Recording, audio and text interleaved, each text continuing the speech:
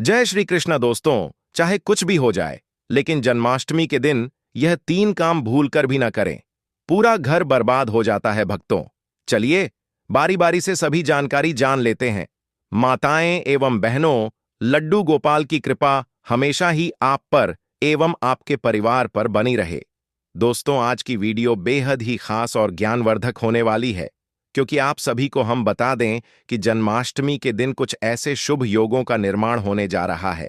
अगर आप अपने जीवन में सुख समृद्धि पाना चाहते हैं, आप अपनी हर एक मानोना पूरी करना चाहते हैं, तो आपको हम बता दें कि अगर आप लड्डू गोपाल यानी कि श्री कृष्ण की कुछ ऐसी वस्तुएं हैं, अगर आप कुछ ऐसी चीज हैं जिन्हें आप अगर जन्माष्टमी के दिन या फिर जन्माष्टमी से एक दिन पहले अगर आप इन चीजों को अपने घर ले आते हैं, तो मां के चलिए आपके भाग्य के तारे निराले हो जाएंगे। आप अपने जीवन में जो भी परेशानी से जूझ रहे हैं, वह हमेशा के लिए समाप्त हो जाएगी। माताएं एवं बहनों, आप सभी को हम बता दें कि अगर आप इन चीजों को अपने घर पर ले आते हो और पूरी पूजा विधि के साथ अगर आप इन चीजों को अपने घर पर रख लेते हो, तो मानकर चलिए आपको वह लाभ देखने को मिलेगा जो आपने कभी नहीं देखा होगा। इसीलिए माताएं बहनों से हाथ जोड़कर निवेदन है कि हमारे चैनल वास्तु वॉइस की इस वीडियो को आप पूरा जरूर देख लें, क्योंकि हम आपको बता देती कुछ ऐसे शुभ संयोग का निर्माण होने जा रहा है कि इस जन्माष्टमी बहुत ही पवन और चमत्कारी होने वाली है। इसलिए माताएं एवं बहनों, पहले हम आपको बता देते हैं कि जन्माष्टमी कितनी तारीख को मनाई जाएगी और कौन से बुक शुभ संयोग इस दिन निर्माण हो रही है, जिससे कि हर एक माता बहन को बहुत ही शुभ और मंगलकारी लाभ प्रदान होने वाला है। इसलिए अगर आप लड्डू गोपाल की कृपा पाना चाहते हैं, प्राप्त करना चाहते हैं, तो इस वीडियो को सच्चे दिल से लड्डू गोपाल जी के लिए एक लाइक जरूर ही कर दीजिए। चलिए पहले यह जान लेते हैं कि कौन सी बुक शुभ सहयोग का निर्माण हो रहा है, जो बहुत ही शुभ और मंगलकारी इस जन्माष्टमी पर माने जा रही है। उसके बाद हम जानेंगे कि आखिर वह कौन सी वस्तुएं हैं जिन्हें अगर आप जन्माष्टमी के दिन अपने घर ले आते हैं, तो आपकी हर एक मनोकामना इच्छा एक दिन में ही यानी कि 24 घंटे के अंदर ही पूरी हो जाएगी। एवं आपके घर में अगर धन की कमी है या फिर कोई भी समस्या हो, वह एक दिन में ही समाप्त हो जाएगी। चलिए सभी बातों को हम बारी बारी से जान लेते हैं। जन्माष्टमी पर अब की बार जयंती सहित रोहिणी योग जाने। कृष्ण जन्माष्टमी पूजन का शुभ मुहूर्त। जन्माष्टमी का पर्व इस बार 15 या 16 अगस्त कब है, जन्माष्टमी जानिए। तिथि पूजा का शुभ मुहूर्त और धार्मिक महत्व। वैदिक पंचांग के अनुसार हर साल भाद्रपद माह के कृष्ण पक्ष की अष्टमी तिथि पर जगत के पालनहार भगवान श्री कृष्ण का अवतरण दिवस मनाया जाता है। हिंदू सनातन धर्म में कृष्ण जन्माष्टमी का विशेष महत्व है। पंचांग मुताबिक हर साल श्री कृष्ण जन्माष्टमी भादो मास के कृष्ण पक्ष की अष्टमी तिथि को मनाए जाने का विधान है। इस दिन भगवान श्री कृष्ण जन्मोत्सव होता है। आपको बता दें कि भगवान श्री कृष्ण के जन्म के समय अष्टमी तिथि रोहिणी नक्षत्र, लग्न, वृषभ राशि और बुधवार का दिन था। वहीं भगवान का जन्म मध्य रात्रि को हुआ था। इस दिन श्री कृष्ण के बाल स्वरूप लड्डू गोपाल के रूप में उनकी मूर्ति का पूजन करना शुभ होता है। इस साल जन्माष्टमी का पर्व 16 अगस्त को मनाया जाएगा। साथ ही इस दिन सर्वार्थ सिद्ध और अमृत सिद्धि योग बन रहा है, जिससे इस दिन का महत्व और भी बढ़ गया है। आइए जानते हैं तिथि और शुभ मुहूर्त। कृष्ण जन्माष्टमी तिथि 2025 पंचांग के मुताबिक 15 अगस्त को देर रात 11:48 पर भाद्रपद माह के कृष्ण पक्ष की अष्टमी तिथि आरंभ होगी।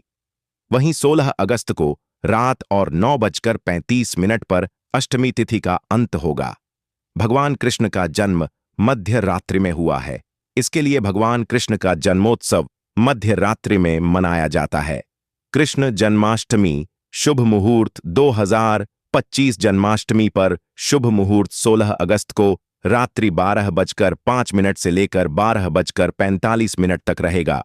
आपको बता दें कि जन्माष्टमी की रात्रि में भगवान श्री कृष्ण की विधि विधान पूर्वक पूजा अर्चना की जाती है। जयंती योग का शुभ संयोग। इस दिन चंद्रमा वृषभ राशि में होंगे, जैसा कि भगवान कृष्ण के जन्म के समय संयोग बना है। दरअसल उस दिन भी चंद्रमा वृषभ राशि में ही थे। जिस रात में अष्टमी तिथि मध्यकाल में होती है, उसी दिन जन्माष्टमी का पर्व मनाया जाता है।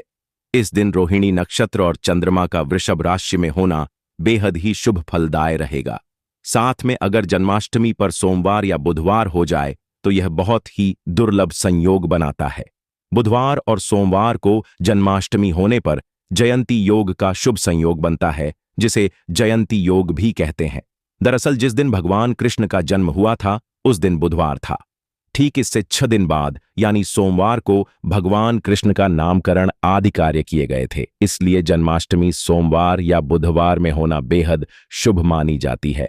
माताएं एवं पहलू, आप सभी को हम बता दें कि आपको कुछ ऐसी गलतियां हैं जो कि आपको जन्माष्टमी के दिन भूलकर भी नहीं करनी चाहिए।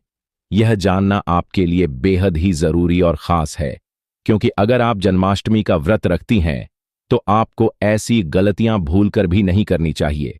इसके बाद हम जानेंगे कि आपको जन्माष्टमी के दिन कौन सी वह चीज है जो अपने घर पर जरूर ही ले आनी है।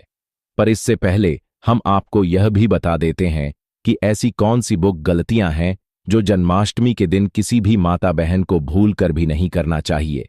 नहीं तो घर पाप लगता है और इसे आपके परिवार को बहुत ही ज्यादा कष्टकारी दुख का सामना करना पड़ सकता। इसलिए आप वीडियो को पूरा ही देखें। चलिए जान लेते हैं वह कौन से काम है जो हमें भूल कर भी नहीं करने चाहिए। कृष्ण जन्माष्टमी का दिन बहुत शुभ होता है और मान्यता है कि इस दिन दोस्तों की सारी मनोकामनाएं पूरी होती हैं। हालांकि इस दिन कुछ खास बातों का भी ध्यान रखना जरूरी होता है। आइए जानते हैं कि कृष्ण पूजा के दौरान कौन से काम शुभ नहीं माने जाते हैं। जन्माष्टमी के दिन भूलकर भी तुलसी के पत्ते नहीं तोड़ने चाहिए। भगवान विष्णु को श्री कृष्ण का अवतार माना जाता है। मान्यता के अनुसार तुलसी भगवान विष्णु को अत्यंत प्रिय है, इसलिए इस दिन तुलसी के पत्ते तोड़ना शुभ नहीं माना जाता है। मैं माता एवं बहनों, आप सभी ऐसी गलती भूल कर भी ना करें, क्योंकि इससे घोर पाप लगने की आशंका बनी रहती है। इसीलिए आप सभी को इस गलती को भूल कर भी नहीं करना चाहिए। नहीं तो आपके घर में कल इसका मां बन जाता है और ना ही अपने घर पर किसी को यह चीज करने दी। चलिए अगली गलती जान लेते हैं जो आपको भूल कर भी नहीं करनी चाहिए। जो लोग जन्माष्टमी का व्रत नहीं रखते हैं उन्हें भी इस दिन चावल नहीं खाना चाहिए। एकादशी और जन्माष्टमी के दिन चावल और जौ से बने भज्य पदार्थ खाना वर्जित माना जाता है। माता एवं बहनों, आपको हम बता दें, इस दिन चावल होते हैं, उन्हें आप भूल कर भी ना खाएं, यह अच्छा नहीं माना जाता। और लड्डू गोपाल को ऐसी चीज कभी भी अच्छी नहीं लगती है जो कि आप अगर जन्माष्टमी के दिन ऐसी चीज खाते हैं तो यह बिल्कुल भी शुभ नहीं माना जाता, बल्कि अशुभ ही माना जाता है। इसलिए आप इन चीजों का सेवन भी भूलकर भी ना करें। आज के दिन लहसुन, प्याज या कोई भी अन्य तामसिक भोजन नहीं करना चाहिए। इस दिन घर में मांस और शराब नहीं लाना चाहिए। इस दिन प्याज और लहसुन को तो भूलकर भी नहीं खाना चाहिए, क्योंकि यह तामसिक भोजन में आते हैं और इन चीजों को आप भूलकर भी सेवन नहीं करना चाहिए, क्योंकि यह बिल्कुल भी अच्छा नहीं माना जाता। और लड्डू गोपाल भी इन चीजों का अगर आप जन्माष्टमी के दिन सेवन करते हैं तो लड्डू गोपाल आपके घर से दूर चले जाते हैं और वह नाराज हो जाते हैं। इसलिए आप इन चीजों का सेवन भूलकर भी ना करें तो आपके लिए यह बहुत ही शुभ और मंगलकारी माना जाएगा। कृष्ण जन्माष्टमी के दिन भूलकर भी किसी का अनादर ना करें। भगवान कृष्ण के लिए अमीर या गरीब सभी भक्त एक समान ही हैं। किसी भी गरीब का अपमान करने से श्री कृष्ण अपसार चाहिए। इससे घर और परिवार में सुख और शांति बनी रहती है। जन्माष्टमी के दिन ब्रह्मचर्य का पालन करना अनिवार्य होता है। इस दिन पूरे पवित्र मान तन से भगवान की पूजा करनी चाहिए। इस दिन भूलकर भी गायों का अपमान नहीं करना चाहिए। भगवान कृष्ण को गायों से बहुत प्रेम था। कान्हा बचपन गायों के साथ ही खेलते थे।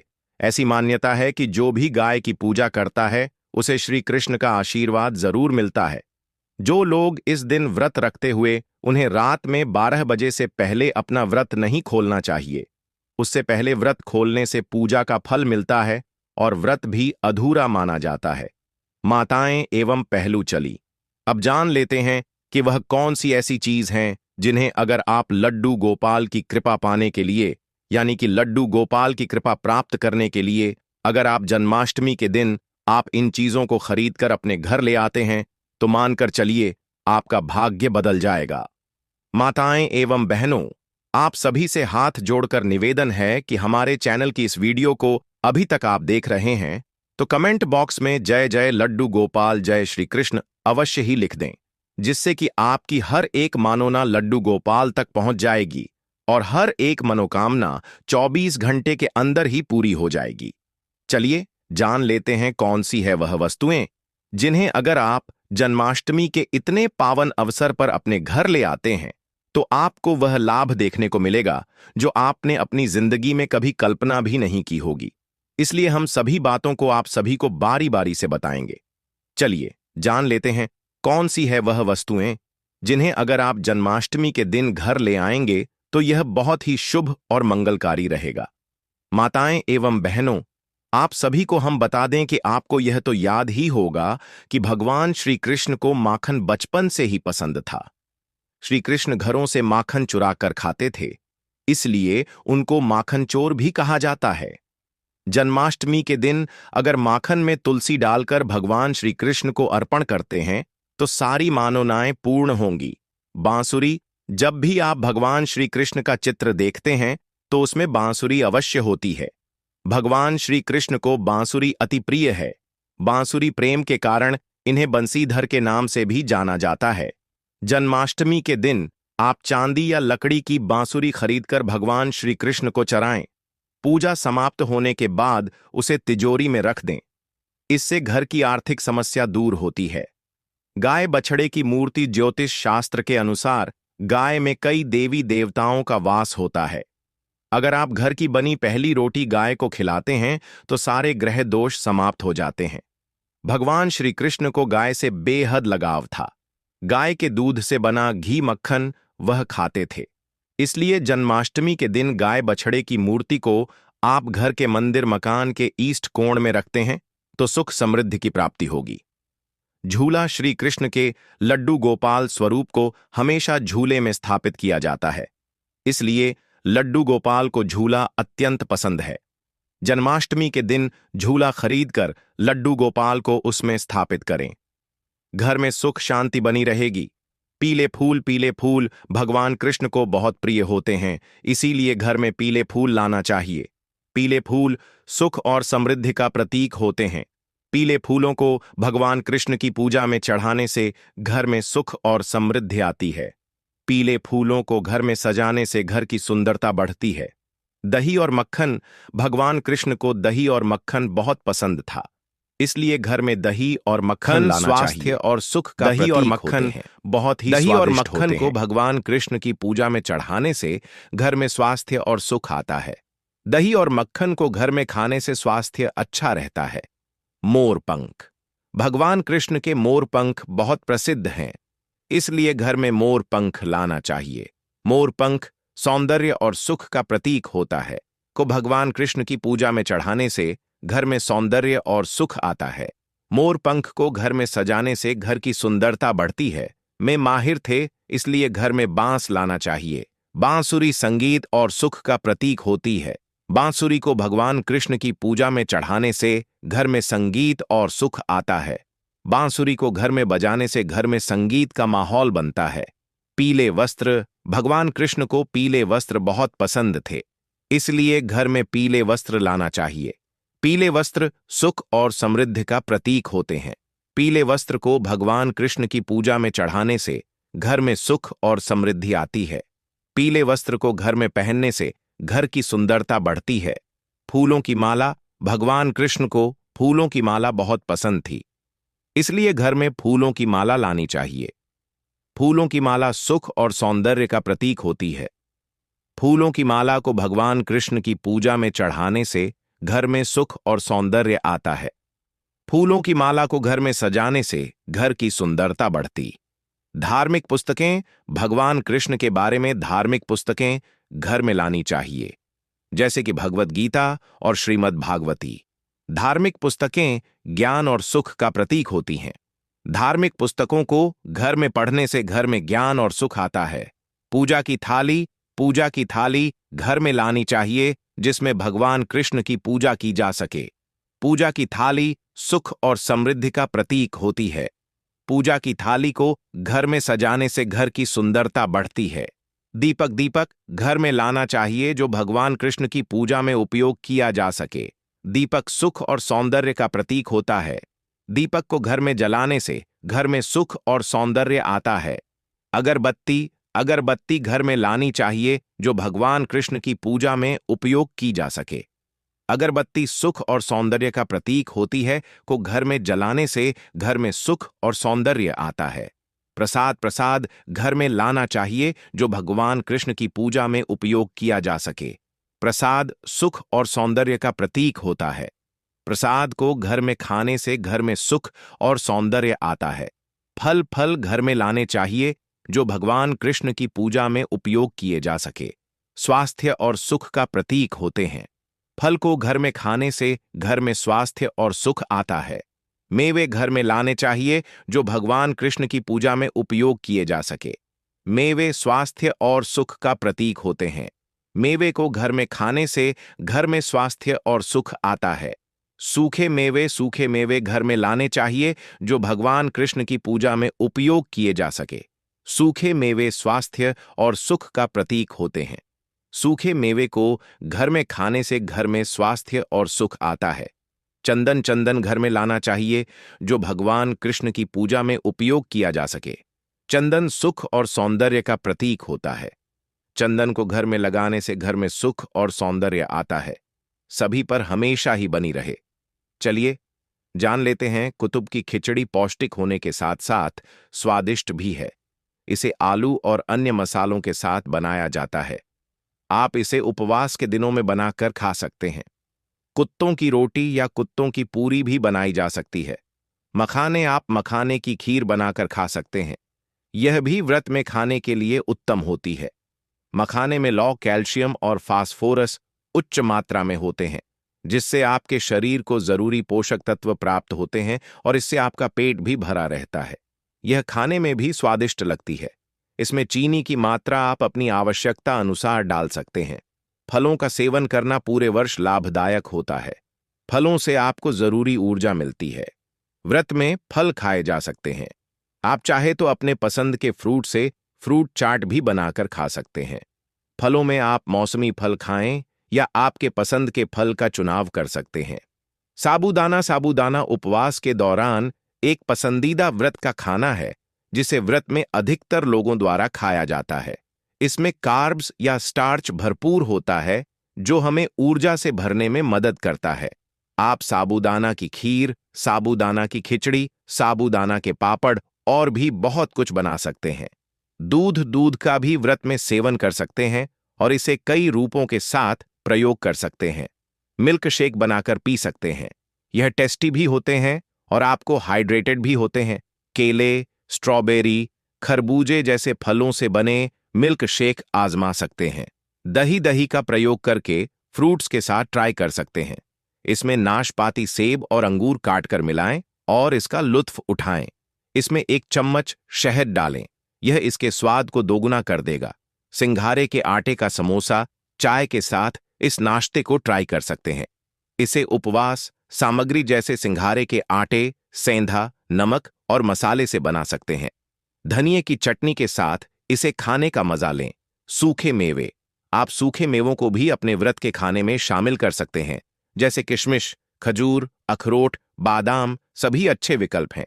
इन्हें ज्यादा मात्रा में न खाएं। आलू, व्रत में आलू एक बेहतरीन आहार है क्योंकि इसे कई तरह से पकाया जा सकता है, जैसे आलू खड़ी, आलू की सब्जी, खट्टे मीठे आलू मूंगफली के दाने। यह उपवास करने वालों के लिए एकदम सही है। दिन पूजा के समय गलत दिशा में नहीं बैठना चाहिए। गलत दिशा में बैठने से भगवान कृष्ण नाराज हो सकते हैं। श्री कृष्ण की मूर्ति को गलत तरीके से सजाना, जन्माष्टमी के दिन श्री कृष्ण की मूर्ति को गलत तरीके से सजाने से भगवान कृष्ण नाराज हो सकते। दोस्तों, कंस को सत्ता का लालच था। उसने अपने पिता राजा उग्रसेन की राजगद्दी छीनकर उन्हें जेल में बंद कर दिया था और स्वयं को मथुरा का राजा घोषित कर दिया था। राजा कंस अपनी बहन देवकी से बहुत प्रेम करते थे। उन्होंने अपनी बहन का विवाह वासुदेव से कराया था। लेकिन जब वह मान देवकी को विदा कर रहा था, तभी एक आकाशवाणी हुई कि देवकी का 8वां पुत्र कंस की मौत का कारण बनेगा। यह सुनकर कंस डर गया। उसने तुरंत अपनी बहन और उनके पति वासुदेव को जेल में बंद कर दिया। उनके आसपास सैनिकों की खड़ी पहरेदारी लगा दी। कंस अपनी मौत के डर से देवकी और वासुदेव के साथ संतानों को मार चुका था। कृष्ण जी का जन्म। इसके बाद भाद्रपद महाकृष्ण पक्ष की अष्टमी तिथि को रोहिणी नक्षत्र अंधेरी रात में भगवान कृष्ण ने देवकी की 8वीं संतान के रूप में जन्म लिया। श्री कृष्ण के जन्म लेते ही कोठरी प्रकाश में हो गई। आकाशवाणी हुई कि विष्णु जी ने कृष्ण जी के अवतार में देवकी के कोख में जन्म लिया है। उन्हें गोकुल में बाबा नंद के पास छोड़ आए और उनके घर एक कन्या जन्मी है। उसे मथुरा लाकर कंस को सौंप दे। कान्हा चले गोकुल धाम। आकाशवाणी सुनते ही वासुदेव के हाथों की हथकम गोपाल को रखकर सिर पर रख लिया और गोकुल की ओर चल पड़े। कान्हा को गोकुल धाम ले जाने में वासुदेव को कई मुसीबतों का सामना करना पड़ा। यमुना नदी कृष्ण जी के चरणों को स्पर्श करने के लिए उफान पर आ गई, लेकिन चरण स्पर्श के बाद वह फिर से शांत पड़ गई। वह कान्हा को बाबा नंद के पास छोड़ आए और गोकुल से कन्या को लेकर वापस लौट आए। जेल अपने आप बंद हो गया और उनके हाथों में हथकड़ियां लग गईं। कन्या के रोने की आवाज सुनते ही सभी पहरेदार उठ गए। कंस बंदी गृह आया। वह कन्या को देवकी और वासुदेव की 8वीं कन्या समझ उसे मारने चला, लेकिन वह आकाश में उड़ गई और फिर से आकाशवाणी हुई कि कंस को मारने वाला अब इस दुनिया में पैदा हो चुका है। बाबा नंद और उनकी पत्नी मां यशोदा ने कृष्ण जी का पालन पोषण किया। राजा कंस ने कृष्ण जी का पता लगाकर उन्हें मारने की खूब कोशिश की, लेकिन कंस की सारी कोशिशों विफल हुई और कृष्ण जी को कोई मार नहीं सका। अंत में श्री कृष्ण ने कंस का वध किया। राजा उग्रसेन को फिर मथुरा की राजगद्दी सौंप दी। इस तरह से जन्माष्टमी की व्रत कथा पूरी हुई। दोस्तों, आगे बढ़ने से पहले कमेंट बॉक्स में अपनी राशि भी डाल दीजिएगा। यदि हमारे पास कोई उपाय होगा तो वह आकर हम आपके कमेंट के रिप्लाई में बता देंगे। दोस्तों, जन्माष्टमी पर भूलकर भी ना करें। यह गलतियां तुलसी को लेकर ना करें। यह गलती जन्माष्टमी के दिन भूलकर भी तुलसी की पत्तियां तोड़ने से बचना चाहिए। दरअसल शास्त्रों में कहा गया है कि कृष्ण भगवान विष्णु के अवतार हैं और उन्हें तुलसी अति प्रिय है। ऐसे में इस दिन तुलसी की पत्तियां नहीं तोड़नी चाहिए। जन्माष्टमी से पहले आप तुलसी तोड़कर रख लें। बिना तुलसी के जन्माष्टमी का पर्व अधूरा है। भगवान कृष्ण किसी भी ऐसे भोग को स्वीकार नहीं करते जिसमें तुलसी पत्र न पड़ा हो। ऐसा भोग पाप के समान होता है, जहरीला माना जाता है। चावल खाना, यह बात तो सभी जानते हैं कि एकादशी के दिन चावल नहीं खाने चाहिए, लेकिन बहुत ही कम लोग जानते हैं कि जन्माष्टमी के दिन भी चावल को खाना वर्जित होता है। चाहे आप व्रत रखें या ना रखें, लेकिन जन्माष्टमी के दिन चावल खाना शुभ नहीं माना जाता। तामसिक भोजन, जन्माष्टमी के दिन तामसिक भोजन वर्जित माना जाता है। ऐसे में इस दिन मांस, मदिरा, प्याज और लहसुन नहीं खाना चाहिए। इस दिन गलती से भी लहसुन प्याज का खाना कभी मत बनाना, क्योंकि राहु केतु के कारण ही लहसुन प्याज की उत्पत्ति हुई है और भगवान विष्णु और राहु केतु के बीच में भीषण शत्रुता होती है। अनादर करना, भगवान कृष्ण के लिए सभी भक्त एक समान होते हैं। ऐसे में इस दिन किसी भी व्यक्ति का अनादर करने से बचना चाहिए। एक बार भगवान कृष्ण के भक्त ने एक व्यक्ति का अपमान कर दिया था। उसी क्षण भगवान कृष्ण ने अपने भक्त को श्राप दिया था, इसीलिए किसी का भी अपमान ना करें। हाँ, गाय को सताना। गाय भगवान कृष्ण को बहुत ही प्रिय है, क्योंकि कृष्ण अवतार में उनका पालन पोषण एक ग्वाले के घर में हुआ था। ऐसे में जन्माष्टमी के दिन किसी भी गाय और बछड़े को भूलकर भी नहीं सताना चाहिए। भगवान कृष्ण गाय को सबसे प्रिय मानते हैं। गाय माता को सबसे ज्यादा प्यार करते हैं, इसीलिए गाय को इस दिन रोटी, फल वगैरह मिठाई अवश्य खिलाएं। जन्माष्टमी के दिन केवल सात्विक खाना खाएं। जन्माष्टमी व्रत में दूध और दही जरूरी है। व्रत के दौरान ताजे फलों के शेख, लस्सी, छाछ या दूध का मजा ले सकते हैं। नारियल पानी पी सकते हैं। जन्माष्टमी के दिन पेड़ों को काटना भी अशुभ माना जाता है। श्री कृष्ण हर चीज में बसते हैं और हर चीज उनमें बसती है। बल्कि हो सके तो इस दिन ज्यादा से ज्यादा पेड़ लगाने चाहिए।